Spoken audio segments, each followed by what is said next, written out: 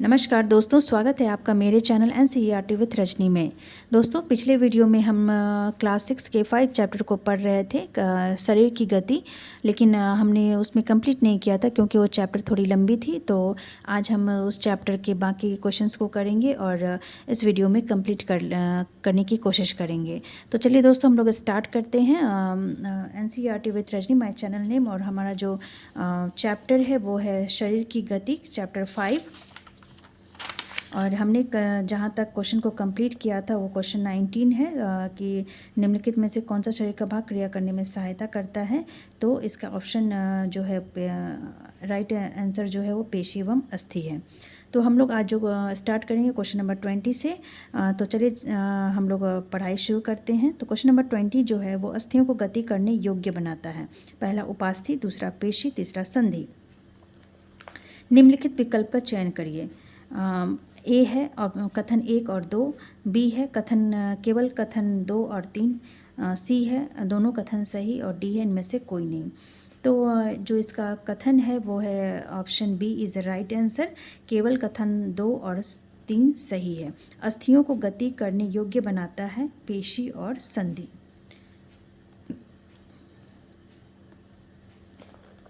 पेशी किसे कहते हैं? पेशी यानी मांसपेशियाँ हड्डियों से जुड़ी होती है और उनके संकुचन तथा शिथिलन से हड्डियों का खिंचाव होता है, जिससे पेशी उत्पन्न होती है, जिससे गति उत्पन्न होती है। यह गति का मुख्य कारण है। तो यहाँ पर आपको बता दिया गया है कि जो पेशियों और के कारण ही गति उत्पन्न होती है, और यह गति का मुख्य कारण है। संधि संधि वह स्थान होता है जहाँ दो या दो से अधिक हड्डियाँ मिलती है, जो गति के लिए एक लचीलापन प्रदान करता है। गति करने के लिए जोड़ एक आवश्यक धुरी का कार्य करते हैं। और तीसरा जो उपास्थि के बारे में बताया गया है, उपास्थि यानी कि कार्टिलेज जोड़ों में हड्डियों के सिरे को ढककर घर्षण को कम करने और उन्हें आपस में रगड़ने से बचाने का काम करती है, और यह गति को सुगम बनाती है, लेकिन यह स्वयं हड्डियों को गति करने में योग्य नहीं बताती है।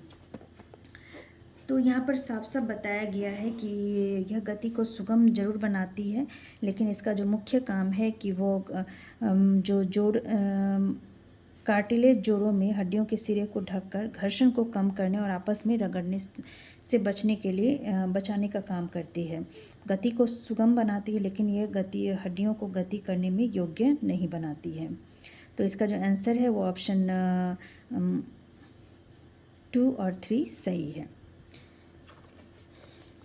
तो चलिए क्वेश्चन नंबर 21 में हम लोग देखते हैं कि क्वेश्चन नंबर 21 में लिखा हुआ है कि मानव शरीर की पेशियों के संदर्भ में निम्नलिखित कथनों पर विचार करिए।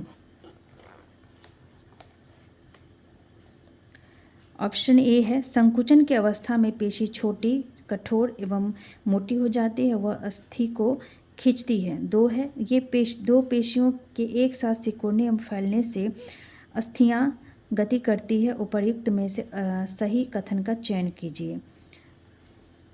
तो दोनों ही कथन सही है। तो चलिए एक बार हम लोग देख लेते हैं। Right option C is the right answer.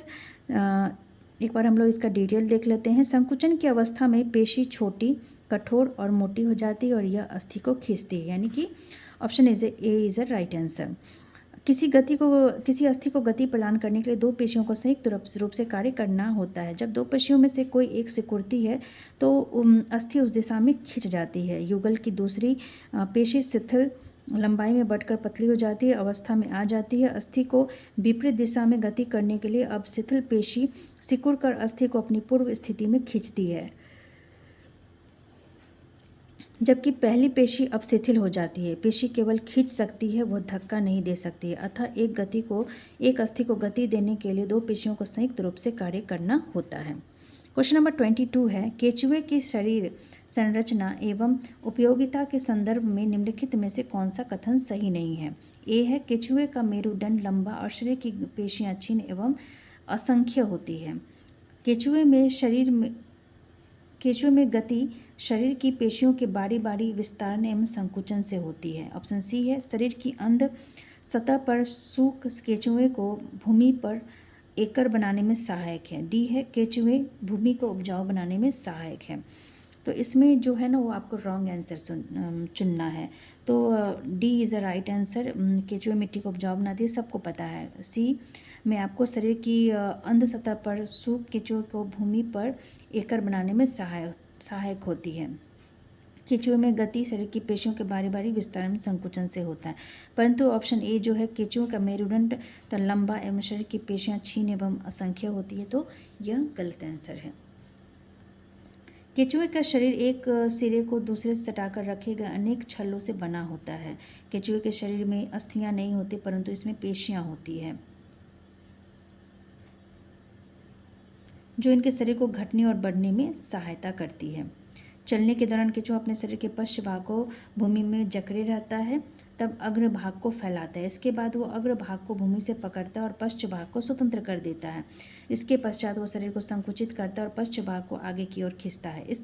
इससे वह कुछ दूरी तक आगे बढ़ता है। केचुआ इस प्रक्रिया को बार बार दोहराते हुए मिट्टी पर आगे बढ़ता है, जिससे शरीर में चिकने पदार्थ होते हैं जो इसे चलने में सहायता करते हैं। इसके शरीर में भिन्न छोटे छोटे अनेक शुक बाल जैसी आकृति होते हैं। ये शुक पेशियों से जुड़ी होती है। ये शुक मिट्टी को उनकी पकड़ को मजबूत बनाते हैं और केचुआ वास्तव में अपने रास्ते में आने वाली मिट्टी को खाता है। उनका शरीर अनपचे पदार्थ को बाहर निकाल देता है। केचुआ द्वारा किया गया यह कार्य मिट्टी को उपजाऊ बनाता है और जिससे मिट्टी को फ़ायदा होता है, यानी कि पौधे को फ़ायदा होता है।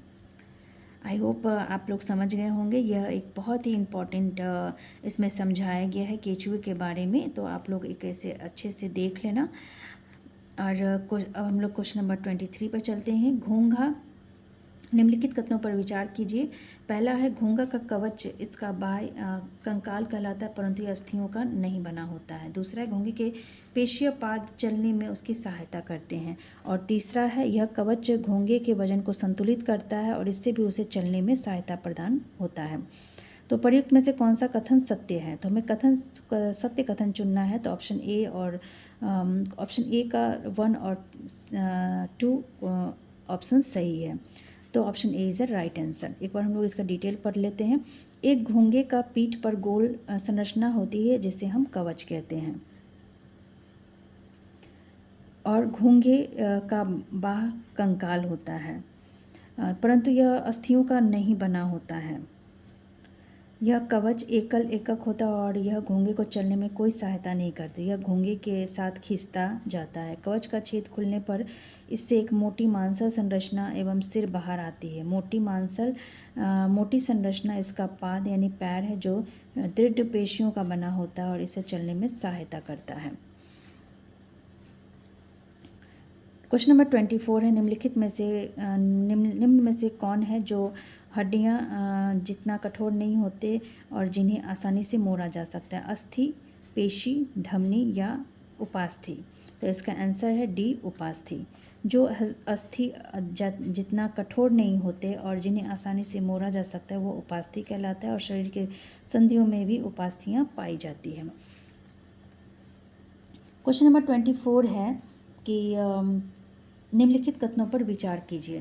पहला है तिलचट्टा के वक्ष से 2 जोड़े पंख भी जुड़े होते हैं। दूसरा, उड़ने के वक्त इसे वक्ष के पेशियों से गति मिलती है। तीसरा, इसका शरीर बाह्य कंकाल द्वारा ढका रहता है। चौथा, इसमें 3 जोड़ी पैर होते हैं। तो इसका आंसर है ऑप्शन ए का कथन 1 और कथन 2, बी का 1, 2 और 3, सी का उपर्युक्त सही और ऑप्शन डी इनमें से कोई नहीं। तो इसका आंसर जो है उपर्युक्त सही, यानी कि सभी आंसर इसका सही आंसर है। एक बार डिटेल हम लोग पढ़ लेते हैं कि तिलचट्टा जमीन पर चलता है, दीवार पर चढ़ता है, वायु में उड़ता है और इनमें 3 जोड़े पैर होते हैं। 3 जोड़े पैर होते हैं, ठीक है, जो चलने में सहायता करते हैं और इसका शरीर कठोर बाह्य कंकाल का बना होता है। यह बाह्य कंकाल विभिन्न एककों की परस्पर संधियों द्वारा बनता है जिसके कारण गति संभव हो पाती है। वक्ष से 2 जोड़े पंख भी जुड़े होते हैं। अगले पैर संकरे और पिछले पैर चौड़े होते हैं। यहाँ ये 2 पैर है और ये 2 पैर है। अगला पैर जो है पिछला पैर है और ये अगला पैर है। तो इस फिगर में भी आप देख सकते हैं पैर की पेशियां उन्हें तिलचट्टे में विशिष्ट पेशियाँ होती है, पैर की पेशियाँ उन्हें चलने में सहायता करती है और वक्ष की पेशियाँ तिलचट्टे के उड़ने के समय उसके पैरों को गति देती है।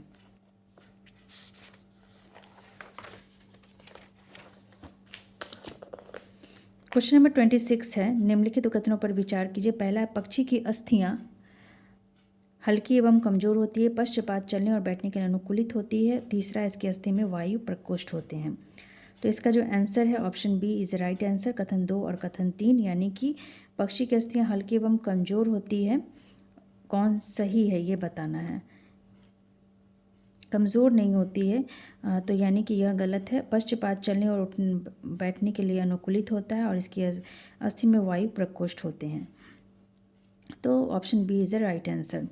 पक्षी हवा में उड़ते हैं और भूमि पर चलते हैं। बत्तख एवं हंस जैसे कुछ पक्षी जल में तैरते हैं। पक्षी इसलिए उड़ पाते हैं क्योंकि उनका शरीर उड़ने के लिए अनुकूलित होता है। उनकी अस्थियों में वायु प्रकोष्ठ होते हैं, जिनके कारण उसकी अस्थियां हल्की परंतु मजबूत होती है। यहाँ पर यह हल्की लेकिन कमज़ोर बताई गई है। पश्चपाद पैरों की अस्थियां चलने और बैठने के लिए अनुकूलित होती है, अतः अग्रपाद की अस्थियां रूपांतरित होकर पक्षी के पंख बनाती। कंधे की अस्थियां मजबूत होती है और वक्ष की अस्थियां उड़ने वाले पेशियों को जकड़े रखने के लिए विशेष रूप से रूपांतरित होती है तथा पंखों को ऊपर नीचे करने में सहायक होती है। तो यहाँ पर बहुत ही अच्छे से इसमें डिटेल में बताया गया है कि पक्षियों में क्या क्या खूबी होती हैं जिसकी वजह से वो उड़ पाते हैं। तो इस बात को आप अच्छे से ध्यान में रखना। क्वेश्चन नंबर 27 है कि किसका शरीर की आकृति धारा रेखीय होती है। पहला मछली, दूसरा है पक्षी, तीसरा तिलचट्टा और डी है सर्प। तो इसका आंसर जो है ऑप्शन ए यानी कि मछली। नाव की आकृति काफ़ी समय तक मछली जैसी होती है। मछली का सिर एवं पूंछ उसके मध्य भाग की अपेक्षा पतला एवं नुकीला होता है। शरीर की ऐसी आकृति धारा रेखीय कहलाती है। क्वेश्चन नंबर 28 है, मछली के शरीर पर जो पंख होता है उसका कार्य होता है तैरते वक्त जल में संतुलन बनाए रखना, दूसरा दिशा निर्देशन में सहायक। तो ऑप्शन A1 में है, ऑप्शन ए में है केवल एक, ऑप्शन बी में केवल दो, ऑप्शन सी में 1 और 2 और ऑप्शन डी में कोई भी नहीं। तो जो इसका आंसर है ऑप्शन सी है। एक बार हम लोग इसका डिटेल पढ़ लेते हैं कि मछली के शरीर पर जो पंख होते हैं वह तैरते समय जल में संतुलन बनाए रखने एवं दिशा निर्धारण में सहायता करते हैं। क्या आपने कभी ध्यान दिया है कि गोताखोर अपने पैरों में इन पंखों की तरह के विशेष अरित्र यानी कि फ्लिपर पहनते हैं जो उन्हें जल में तैरने में सहायता करते हैं। यानी कि गोताखोर जो होते हैं वो पैरों में मछलियों के समान ही पंखों के मछलियों के समान ही फ्लिपर पहनते हैं जो उन्हें तैरने में सहायक होते हैं। क्वेश्चन नंबर 29 है, निम्नलिखित में कथनों पर विचार कीजिए। पहला है, सर्प का मेरुदंड काफ़ी छोटा होता है। दूसरा है, पेशियाँ मेरुदंड पसलियों और त्वचा को आपस में जुड़ी रहती है। तीसरा है, सर्प का शरीर अनेक वलय में मुड़ा रहता है, यही वलय उसे आगे की गति में धक्का देता है। उपर्युक्त में से कौन सा सही है। केवल कथन 1 और 2, केवल कथन 2 और 3, केवल या फिर तीनों सही है, इनमें से कोई नहीं। तो option B is the right answer, यानी केवल कथन 2 और 3 सही है। सर्प का मेरुदंड काफ़ी छोटा है, यह गलत है। पेशियाँ मेरुदंड पसलियों और त्वचा को आपस में जोड़ती है, सही है। और सर्प का शरीर अनेक वलय से जुड़ा रहता है, यही वलय उन्हें आगे की गति में धक्का देता है। तो एक बार हम लोग इसका डिटेल पढ़ लेते हैं। सर्प का जो मेरुदंड लंबा होता है, सर्प का मेरुदंड लंबा होता है। शरीर की पेशियाँ क्षीण एवं असंख्य होती है, वे परस्पर जुड़ी हुई होती है और चाहे वे दूर ही क्यों न हो। पेशियाँ मेरुदंड पसलियाँ एवं त्वचा को भी एक दूसरे से जोड़ती है। सर्प का शरीर अनेक वलयों से में मुड़ा होता है, इसी प्रकार सर्प का प्रत्येक वलय उसे आगे की ओर धकेलता है। इसका शरीर अनेक वलय बनाता है और प्रत्येक वलय आगे को धक्का देता है। इस कारण सर्प बहुत तेज गति से आगे की ओर चलता है, परंतु सरल रेखा में नहीं चलता। तो ये जो क्वेश्चन है इसमें सर्प के बारे में बहुत ही अच्छे से डिटेल बता दिया गया है कि उसमें किस तरह उसका जो कार्य है वो कैसे करता है और वो कैसे चलता है, और उसमें उसकी जो पेशियां हैं, मेरुदंड है, पसलियाँ, वो कैसे एक दूसरे से जुड़ी हुई है और सबका क्या क्या कार्य है। तो यहाँ पर सर्प के बारे में, मछली के बारे में, पक्षी के बारे में और इधर आपको अन्य जीव के बारे में, जैसे तिलचट्टा के बारे में भी बताया गया है और भी मानव के बारे में के साथ साथ केचुए अन्य जीव के बारे में भी अच्छे से समझाया गया है। तो मैं चाहती हूँ कि आप इस चैप्टर को बहुत अच्छे से एक बार बार बार इस चीज़ को देखें, क्योंकि इससे रिलेटेड क्वेश्चंस बहुत ही आते हैं। और जब भी एग्ज़ाम में ऐसे क्वेश्चंस आते हैं, बहुत सारे ऑप्शंस दिए जाते हैं, परंतु हमें सही जानकारी नहीं होने की वजह से हमें ऑप्शंस को समझने में बहुत ही प्रॉब्लम होता है। तो मैं चाहूँगी कि आप इस चैप्टर को बार बार पढ़ें, क्योंकि यह चैप्टर मुझे काफ़ी इम्पॉर्टेंट लगता है, क्योंकि वो बोन से रिलेटेड चैप्टर है और इसके बारे में सिर्फ मानव के बारे में नहीं बल्कि जीवों के बारे में भी बहुत अच्छे से समझाया गया है, पौधों के बारे में भी अच्छे से समझाया गया है। तो इस चैप्टर को आप लोग अच्छे से पढ़ना। और तो दोस्तों, आज के वीडियो में इतना ही। अगर आपको मेरा वीडियो अच्छा लगे तो लाइक करें, सब्सक्राइब करें और कमेंट करना ना भूलें। दोस्तों, आप मेरा वीडियो देख रहे हैं परंतु कमेंट नहीं कर रहे हैं, तो प्लीज़ कमेंट भी करिए और साथ ही साथ सब्सक्राइब भी करिए, क्योंकि मुझे मेरा ये पहला चैनल है, मुझे उतना आइडिया नहीं है। लेकिन अगर आप कमेंट करके बताएंगे तो मैं ज़रूर इसे और अच्छे से बनाऊंगी। तो अगर आपको मेरा ये वीडियो उपयोगी लगा हो तो ज़रूर बताइएगा। आज की वीडियो में इतना ही। नेक्स्ट वीडियो में हम लोग नेक्स्ट चैप्टर को पढ़ेंगे। तो धन्यवाद।